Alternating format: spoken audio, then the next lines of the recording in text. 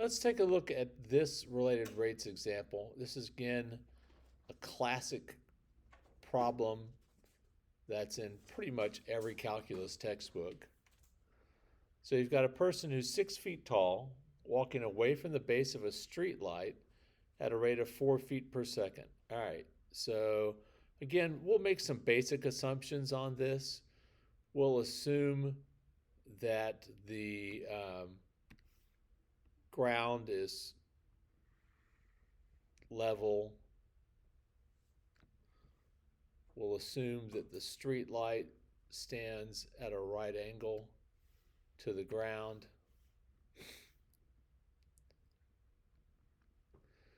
And then we've got our person over here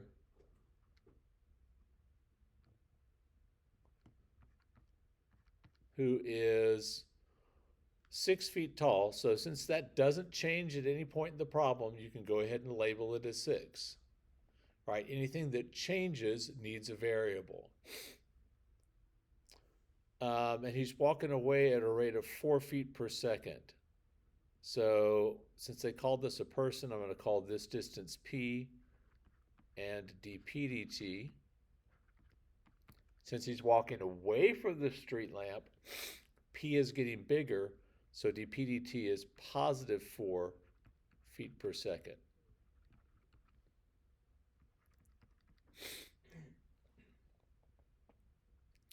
If the height of the street light is 16 feet, again, this is not changing either. So I'll go ahead and call that 16. If the street light, was moving up or moving down or whatever, then you need a variable for this.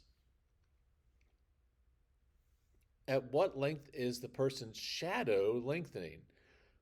And the first time you do these, occasionally students have difficulty with it. The shadow is on the ground. People frequently try to put the shadow someplace up in the air or something like that, but you don't see the shadow until the light strikes the person and hits the ground over here. So we want to know, what is ds dt?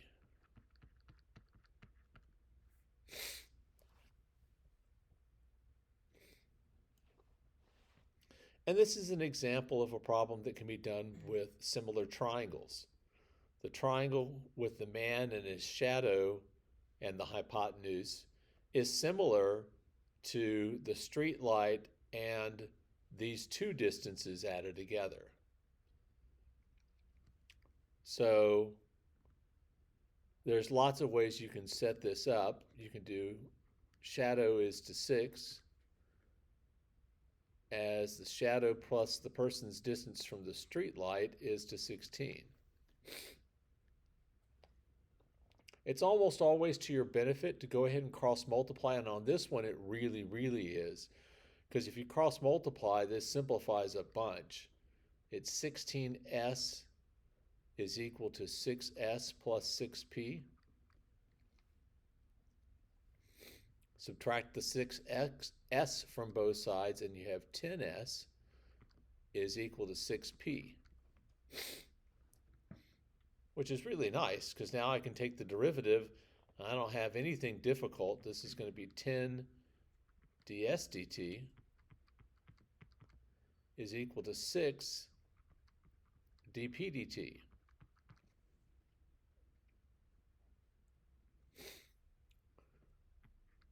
We want to know ds dt, and we know that dp dt is 4. So that'll be 24 divided by 10, and ds dt will be 2.4 feet per second.